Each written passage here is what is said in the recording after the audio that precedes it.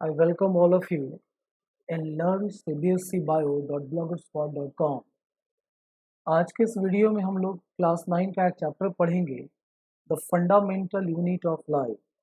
This chapter is based on NCERT and it is part 1 in which I am going to cover half of the chapter, and in part 2 I will cover rest of the chapter. So let's begin today class. To see this, the fundamental unit of life, right? This is the chapter exactly for class 9, and this video is based on NCERT. It is part 1. So let's begin the topic. Cell. What is cell? Cell is the fundamental unit of life. Cell is called the fundamental unit of life. Fundamental unit of life means it is capable of independent existence. It can carry out all the functions which are necessary for a living being. A cell can carry out nutrition, respiration, excretion, transportation, reproduction. The way an individual organism does, cell can do. So that's why it is fundamental unit of life. If you see the unicellular organism, they are capable of independent existence, which show a cell's capability to exist independently. So due to these reasons, a cell is called the fundamental and the structural unit of life.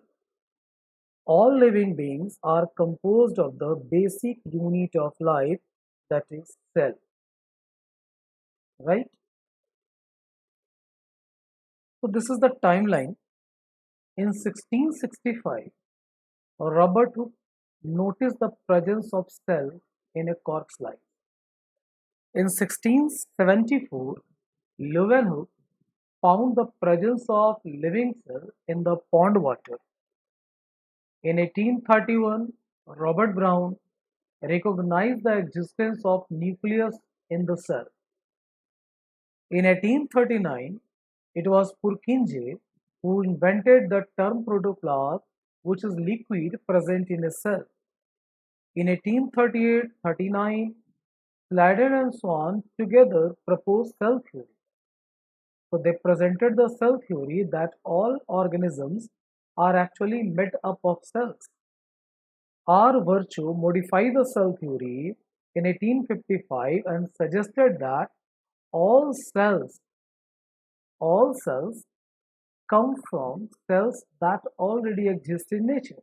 Means all cells arise from pre-existing cells.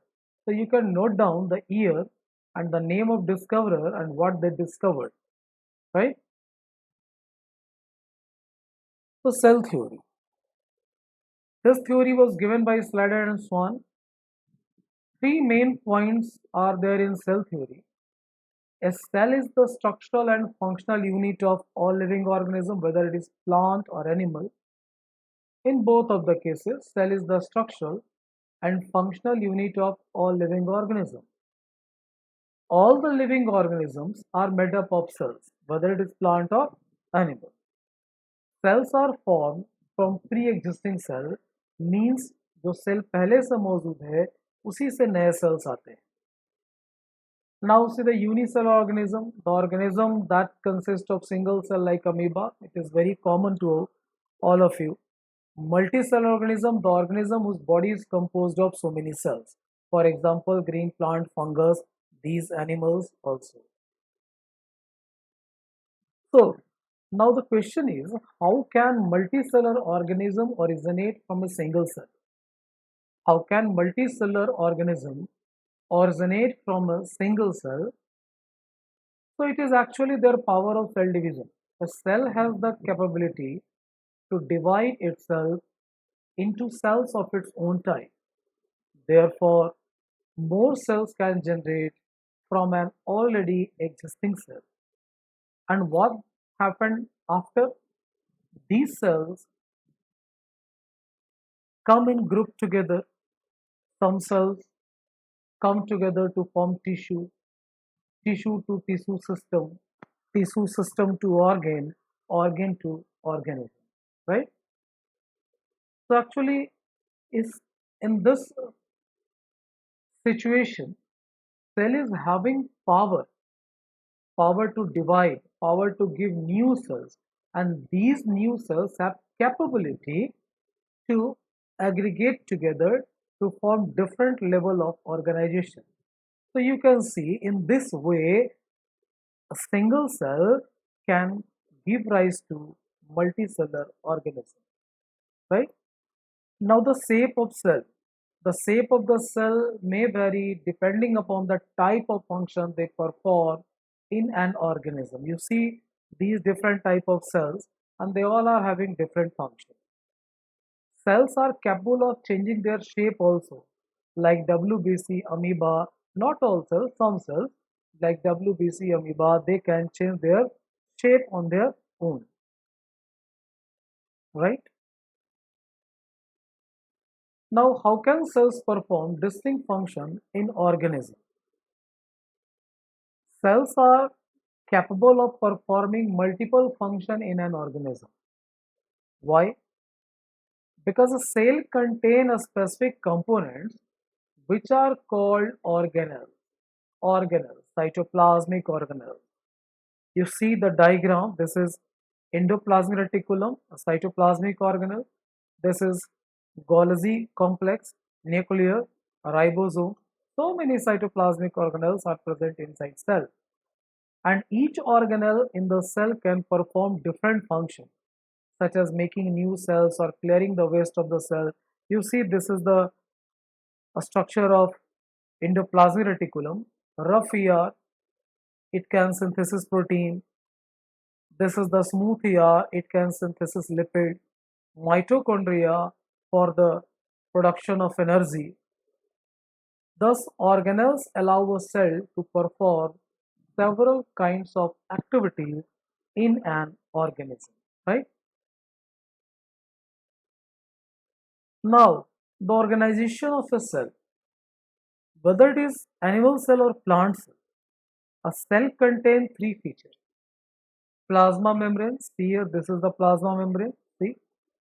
Nucleus in animal cells, see this nucleus, and the cytoplasm you can see here. Like in plant cell, you can see this one, the cell membrane, see this cell membrane, and cell wall is here, it is only present in plant cell, but this is common for both animal cell and plant cell, cell membrane.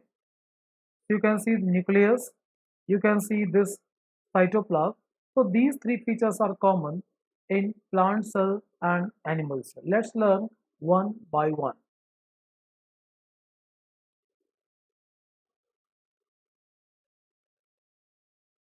See the plasma membrane.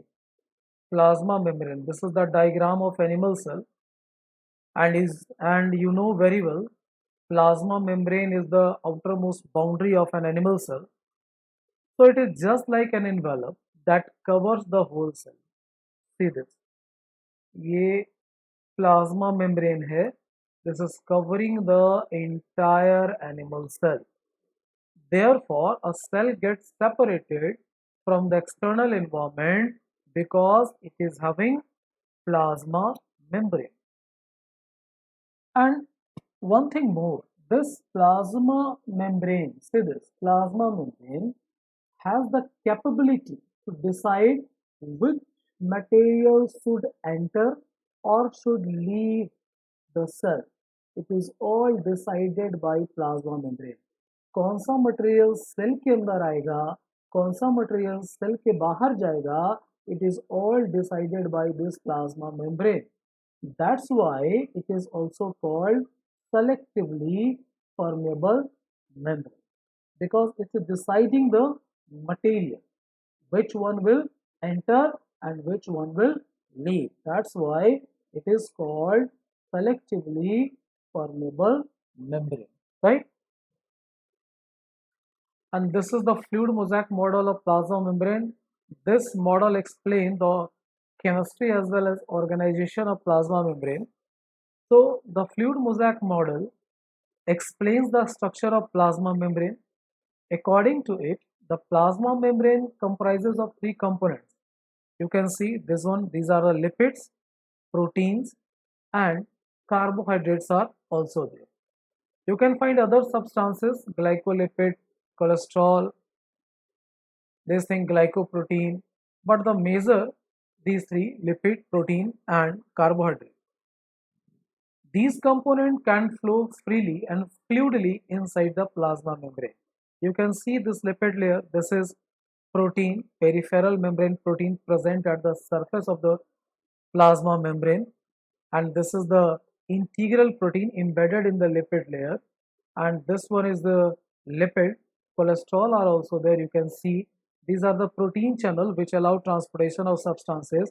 So you can see the structure and organization of plasma membrane, right?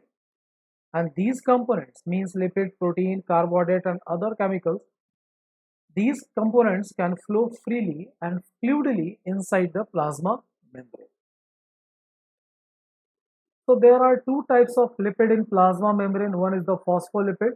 Phospholipid means it is a lipid made up of glycerol, two fatty acid, and phosphate. See these red ones. See this, these phospholipid. It creates a semi-permeable membrane which allow flow of only certain materials inside or outside the cell. Cholesterol, you can see cholesterol. It is a lipid which provide fluidity to the surface of plasma membrane. The proteins act as receptor of the cell and helps in transportation across the cell membrane. You see the proteins, these are forming a channel. These are forming a channel. The carbohydrates attach themselves with the lipids and proteins and are found on extracellular side of the membrane, right? So these are the types of lipids and proteins you can find. And proteins you can see here, proteins, I'm repeating, it is of two types. One is the peripheral membranous protein present at the periphery, and some proteins you can see these things, these proteins, they are embedded. So these are integral membrane proteins. So proteins are of two types. One is the peripheral, other is the integral, right? And the lipid is the phospholipid, right? See the phospholipid, these things, red, these things, phospholipid, bilipid, right? Now the most important thing, how can substances move in and out of a cell? Membrane transport, here we are going to discuss how substances move in and out of the cell. Gaseous exchange between the cell and its external environment. Gaseous exchange like movement of oxygen, carbon dioxide to and from the cell is carried about by means of diffusion. So movement of oxygen and carbon dioxide both are gaseous substance. Their movement in cell is carried out by means of diffusion. Gaseous substances have a tendency to move to area where their concentration is less from the area where there is higher. Okay, so they move from higher concentration area to lower concentration area, and this kind of movement is diffusion. And diffusion can take place if solid, liquid, and gases, right? So exclusively for this one, gaseous substances, movement of such type of substances is purely by diffusion, right?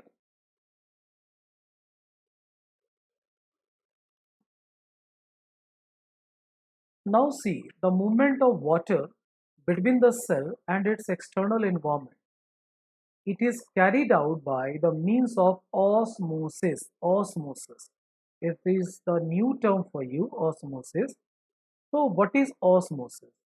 Osmosis is a process in which water moves, mind it, water, this is the liquid, solvent, moves from the region of high concentration to one where its concentration is low through a semi-permeable membrane. It means in osmosis there is movement of water from the area of its high concentration to the area of its low concentration through semi-permeable membrane, right? Therefore, we can say that osmosis is just like a special case of the process of diffusion, but it needs a semi-permeable membrane, one thing, and it is for the liquid, it is for water, right? So this is osmosis. Now see what happens to cell if it is placed in a solution. अब उस cell का क्या होगा, जैसे आप diagram में देख रहे हो कि सेल को एक सॉल्यूशन में रखा गया तो क्या होगा. What happens to cell if it is placed in a solution?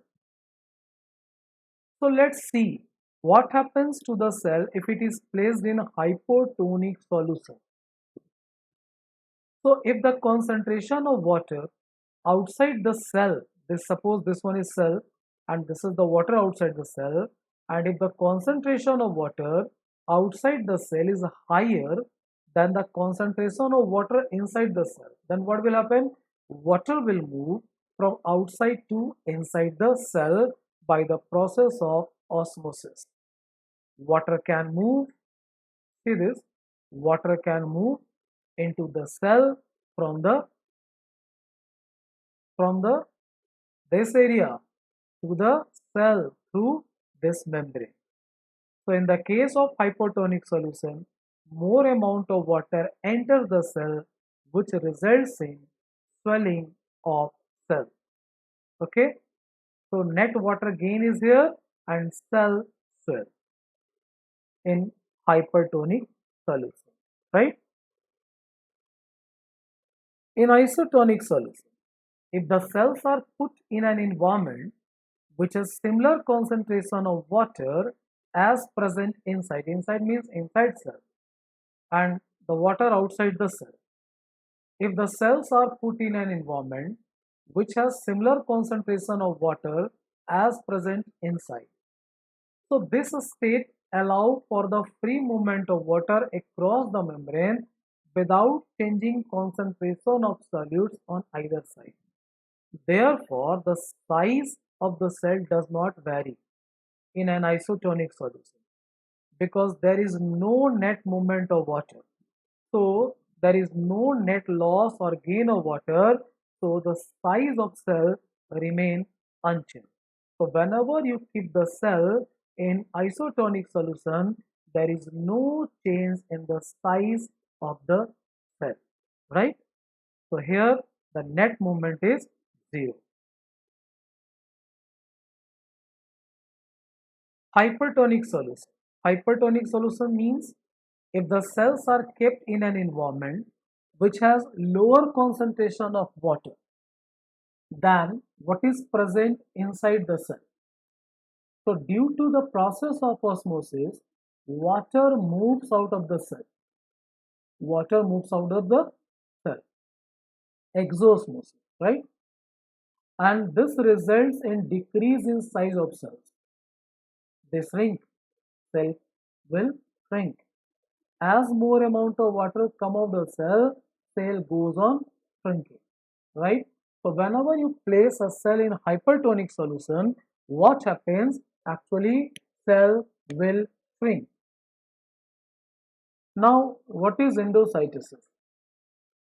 It is the process by which the plasma membrane engulfs food and other material inside the cell. For example, in amoeba, you know amoeba catch its food by producing pseudopodia. So actually pseudopodia is formed by the cell membrane of amoeba and it is helping amoeba in engulfing the food material, and this entire process is called endocytosis. So by this method amoeba can intake solid and liquid food material. So endocytosis is a process by which the plasma membrane engulf food. Suppose amoeba is taking solid food material, so it is called cell eating. If amoeba is engulfing liquid, it is called cell drinking. But both are the case of endocytosis, right? Now see the cell wall. Cell wall is the outermost boundary of plant cell. It is hard covering of cell which maintain the shape of the cell, and The cell wall is generally made up of cellulose, right? The cell wall is generally made up of cellulose. Now see, the question is, what is plasmolysis? Plasmolysis होता क्या है? Very new word for you, plasmolysis. Plasmolysis is a process in which the content of the cell that are away from the cell wall shrink or contract when a cell loses water due to osmosis. Suppose you kept the cell in hypertonic solution. What happens then? Cell will lose water. If cell will lose water, what will happen? The entire protoplasm gets shrink and accumulate at one side of the cell wall. And this phenomenon is called plasmolysis.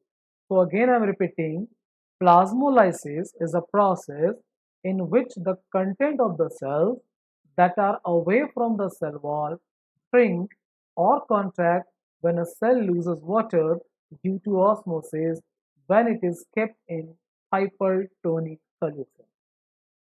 Now the question is, can dead cell absorb water? No, dead cell cannot absorb water through osmosis. Mind it. And if the cell is dead, so dead cell cannot absorb water through osmosis. If you are putting wooden log in water, it swells up, but it is not due to osmosis. It is another process called imbibition. Mind it. So there should not be any type of confusion. So dead cell, there will be no osmosis, so no absorption of water. Now see how plants and fungi and bacteria can exist in hypotonic medium. Suppose plant cell, fungus cell, bacterial cell are placed in hypotonic solution. What happen? Water enter in these cells. So how they remain in their form? So plants, fungi and bacteria exist in such situation because of their rigid cell membrane or cell wall. Even if the cells swell up, the cell membrane is able to prevent them from bursting out. In higher classes, in class 11, you will study how they are balancing the force. Okay, so in class 11, you will see the mechanism why they fail to burst. But at the moment, you should know it is all due to property of their cell membrane, right? And this is the nucleus. So nucleus, you see, it is a prominent organelle present in cell. Location wise, when you see the animal cell, it is centrally located, but it plant cell, due to presence of central vacuole, it is towards peripheral region. But you can see the nucleus as a prominent organelle present in cell, which is the boss of the cell, controlling center of all activities of cell. As far as the structure of nucleus is concerned, a nucleus has a double layer nuclear membrane which covers it all around. You can see nuclear envelope, outer envelope, inner envelope. Here you can also see outer and inner. So a nucleus has a double layer nuclear membrane which covers it all around. And there are nuclear pore. You can see the nuclear pore. There are pores present on the nuclear membrane that allow movement of substances in and out of the nucleus, right? So nucleus is bounded by this double layer membrane having nuclear pore for the movement of substances in and out of the nucleus. Inside the nucleus, you will find nucleolus and this chromatin network. So let's see. This is the chromatin network. At the time of cell division, these chromatin network appear like chromosomes. So these are the chromosomes, rod-shaped. These are rod-shaped structures present in nucleus, and it is carrying all genetic information. This chromosome is composed of DNA and protein. See this DNA and see this histone. Histone is protein. DNA and protein, right? So DNA is responsible for organizing and constructing new cells because it is having blueprint. It is having all information essential for the construction of new cells, and it is the material which having all the information how a cell work, how the cell behave. So it is the coding center for the cell, right? And this is protein, histone protein. These help in packaging and condensation of DNA. You can see in the diagram histone, it is protein. Protein is forming the base. Around this histone protein, you see DNA is wrapped. So this chromosome is composed of DNA and protein. DNA is forming a coil-like structure around histone. So histone is providing base around which DNA is wrapped. Now chromatin. Chromatin, again I am repeating, chromatin, thread-like structure present in a cell, and this chromatin actually organized into chromosome only at the time of cell division. So the chromatin organizes itself into chromosomes whenever the cell is about to divide. So I think it is very clear. And one thing you also learned about the gene. What is gene? Gene is actually functional unit of this DNA. Gene is the functional unit of DNA, right? See the nucleolus. Nucleolus inside the nucleus, and it is called the brain of the nucleus. It comprises 25% of the volume of the nucleus. It consists of proteins and RNA, ribonucleic acid. It helps in formation of ribosomes, which help in formation of protein inside the cell, right? So inside nucleus, you will find nucleolus along with chromatin network. Now these three questions you should keep in your mind. What is nuclei? Sometimes cells do not have a well-defined nucleus, means nucleus is not bounded by nuclear membrane. So sometimes cells do not have a well-defined nucleus because they lack a nuclear membrane, right? Such a nucleus with no definite nuclear boundary is called nuclei. Say this. Nuclei means not bounded by nuclear membrane. And now prokaryotes, organisms whose cells do not have any membrane bound cytoplasmic organelles and lack membrane bound nucleus are called prokaryotes. So in prokaryote you will find nucleoid in place of nucleus, right?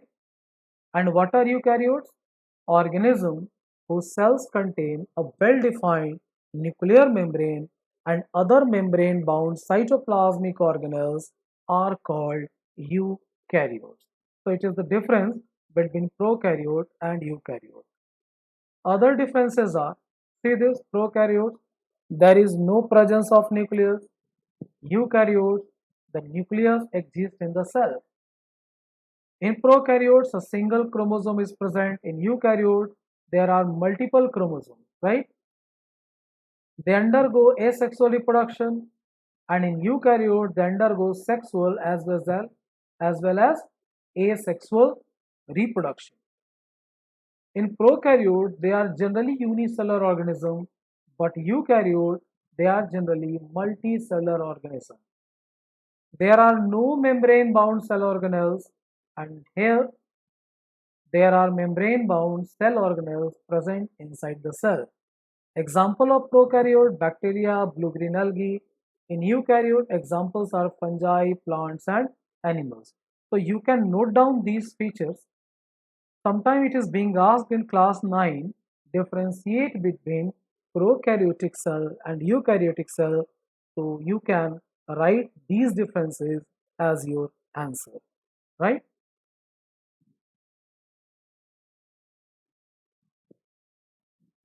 So moving to the next one. So in next video, the fundamental unit of life part 2, I will cover rest of the chapter. See, this is my blog page, learncbsebio.blogspot.com. You can get this video from this blog also, and you can find out some other study material from this blog. So thanks for watching this video. Have a nice day.